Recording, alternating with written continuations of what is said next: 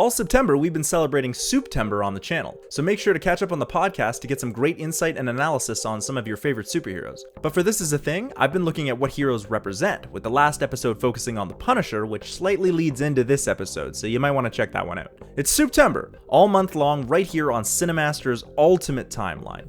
And now, to the show.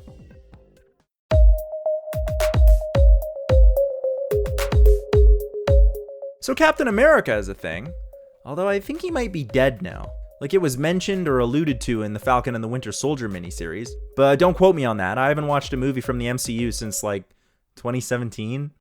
Captain America was on my radar long before the MCU was even a thing. We used to have this VHS tape of a cartoon of Captain America fighting the Red Skull.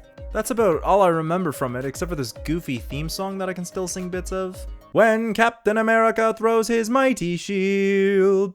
It was something like that. But as far as being a hero that I like, Captain America doesn't really rank. To me, he was always Marvel's answer to Superman, which is to say, boring. But when I set out to look at superheroes for Suptember, I tried to think of the smartest superhero movies that I had seen, and the first one that popped into my head was Captain America Winter Soldier. I can't speak to any of the newer ones though. Like I said, I haven't seen one in a while.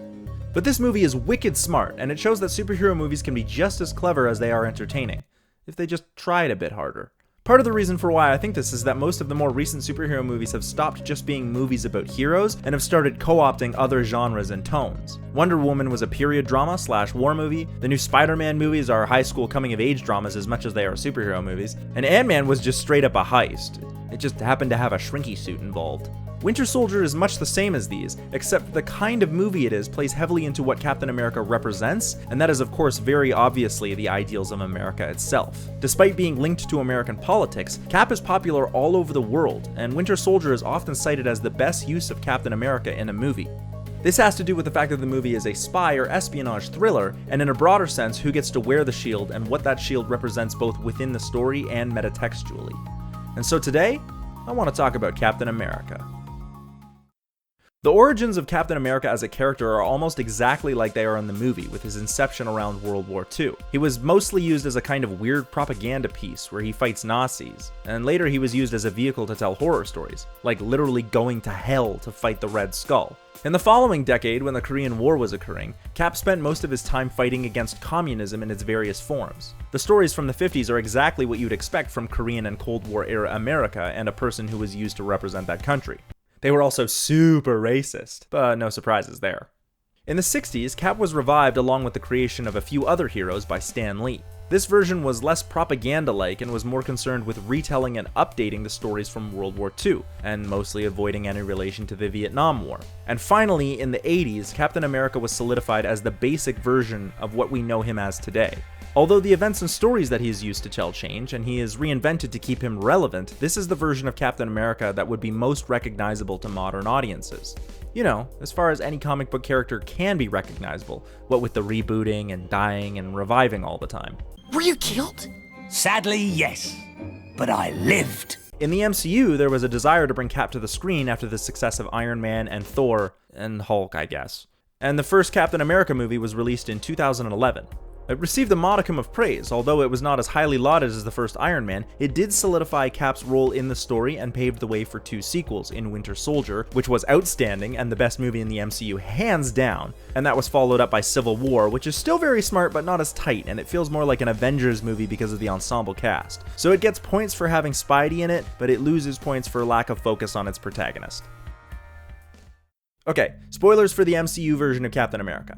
The first movie sees the stereotypically wormy but bright-eyed idealist Steve Rogers rejected from the army as unfit several times over. However, with the support of his best friend Bucky, Steve gets by and tries to do his part and is eventually selected for a super soldier program. He gets injected with a serum that turns him into the aforementioned super soldier and is then used for propaganda as Captain America. Eventually, Steve makes his way to the battlefield where he and an elite squad are sent to take down the rogue Nazi science division known as Hydra, which they do, but Bucky dies in the process.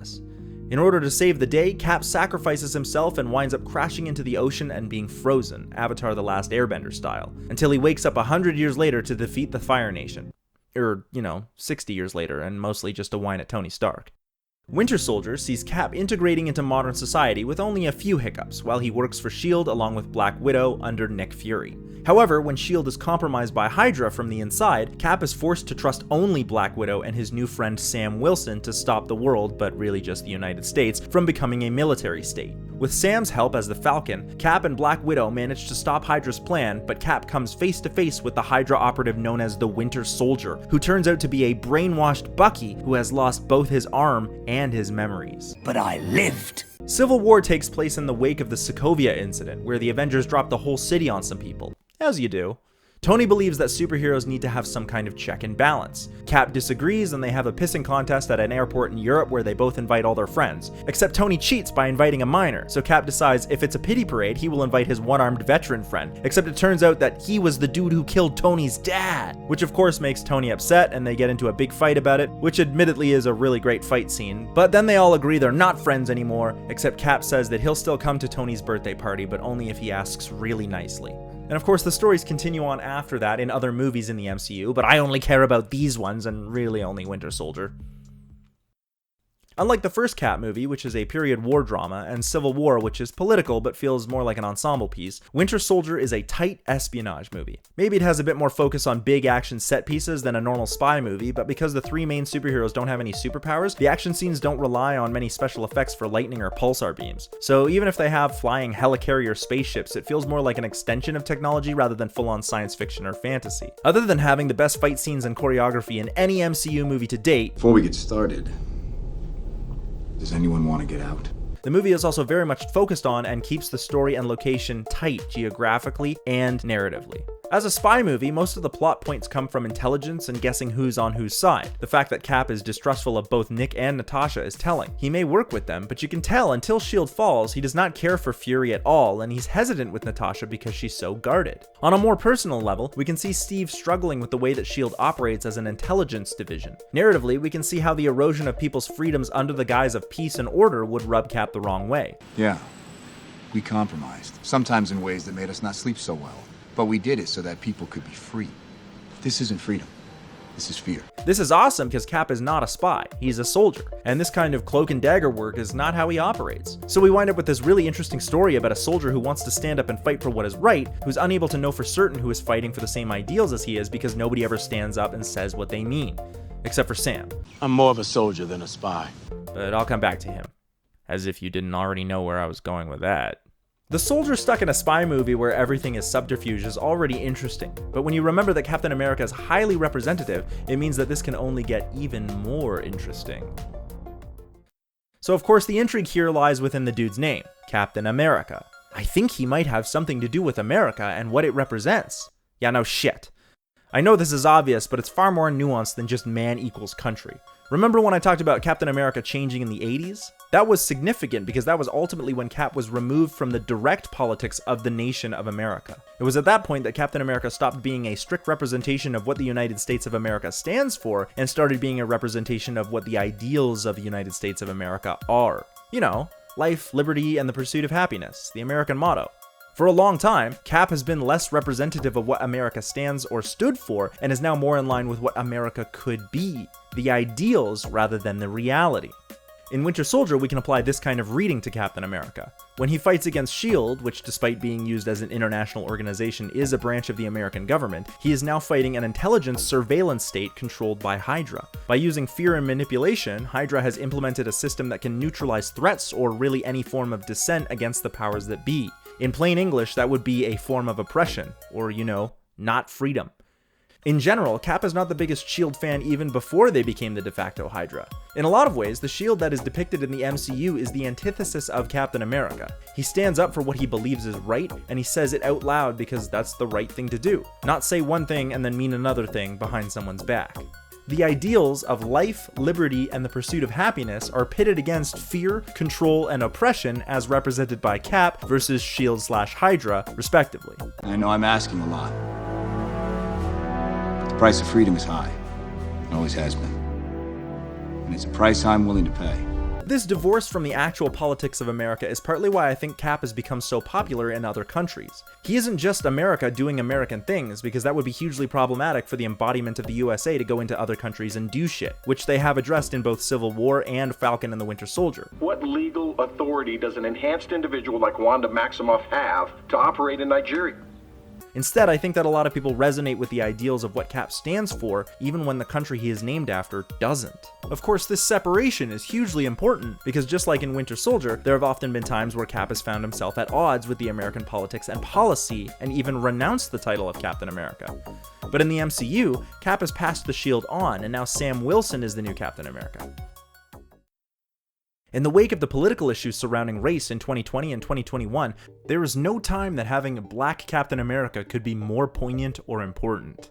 We now have a new Captain America, and this could cause issues because if we change the character, that means we could also change what the character represents. Except it didn't change at all. It's the same, but black. Sam as Captain America stands for all the same things that Steve did. That was arguably the whole point of having John Walker as Cap for a brief stint in the show, to illustrate that Sam understood what it meant to be Cap and wear the shield. But of course, because Sam is a black man, he also gets to be all of those things and expressly underline that Captain America and the ideal he represents is for African American and black people of the country as much as it was for white people. I'm a black man carrying the stars and stripes. What don't I understand? That isn't to say that this doesn't apply to other ethnic groups, but having Sam as Cap is important. Not because it changed the ideals that Cap represents, but because it underlined that it was for all people. This is further highlighted by the fact that Sam is a regular dude. He has no super soldier serum. He's just a guy holding up the idealism that Steve had and has a chance to do something with it, just as Steve did when he was a regular guy and was given a chance. The only power I have is that I believe we can do better. Understanding Captain America as a character, regardless of who wears the shield, is important because the character may have once been used as propaganda, but is now used as a cultural barometer, and even more so as cultural criticism of what's going on in the United States. In the comics, Captain America has always been lauded as the hero who stands up for what is right, especially when it's Steve wearing the mantle. In the last episode of This Is a Thing, I mentioned that the Punisher thinks of Cap as a hero, and often as his hero, and that is because whereas the Punisher often roots out corruption and evil through violent and terrible means, Captain America stands for what is good, and never lowers himself or his integrity to the level that the Punisher feels he needs to. And that is why the Punisher sees Cap as an ideal version of what a soldier is, and should be, instead of what the Punisher has become. In the last episode, I also talked about the American Monomyth, and the first Captain America movie follows this perfectly, but unlike the Punisher, Cap follows a more traditional myth, starting from obscurity and defeating what is culturally seen as a representation of the greatest evil of the modern era in the Red Skull, and then fades into obscurity by being lost to time, supposedly. Until they find him again.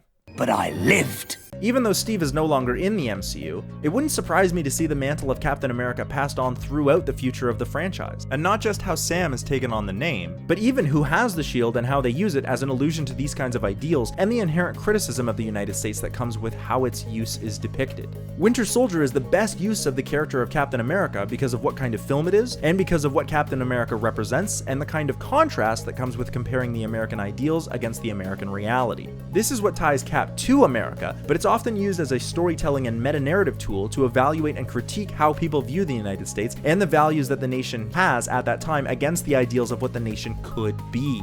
Captain America may be divorced from present-day politics regarding what is occurring in the Senate and the White House or even in the UN, but he's certainly still political in the depiction of how people view America and the American ideals by looking on its history and the stories he is in and who gets to wear the shield. And that is why Captain America Winter Soldier is the smartest Marvel movie. At least up to 2017. Here are my stray thoughts. That elevator fight scene is still the best choreographed and shot fight scene in the MCU, except maybe the hallway fight scene from Daredevil Season 1, but I'm not sure if that counts as the MCU anymore. I use the term America to refer to the United States, but I understand that this isn't technically correct, as America can refer to 2 whole continents, but it was easier to say it in the vernacular shorthand, and I think that's implied by the character Captain America, but still apologies for that. For those who think that superheroes aren't political, you're wrong. All art is inherently political, and to say otherwise is an attempt to remove identity and meaning from art, which is in itself a political statement. Also, come on, how is a character named Captain America not gonna be political? He's such a useful tool to peek into societal politics. That's the reason they keep bringing him back after he dies. But I lived. Hey, thanks so much for watching that episode. I had a lot of fun exploring superheroes for Suptember, and it made me think about superheroes a lot, so I've got a few more ideas, so maybe we'll come back to this next year. If you enjoyed that, subscribe, give that like button a pow, and stick around for more awesome episodes of This Is a Thing, our weekly podcast, the long and the short of it, and whatever else we got going on right here at Cinemasters Ultimate Timeline.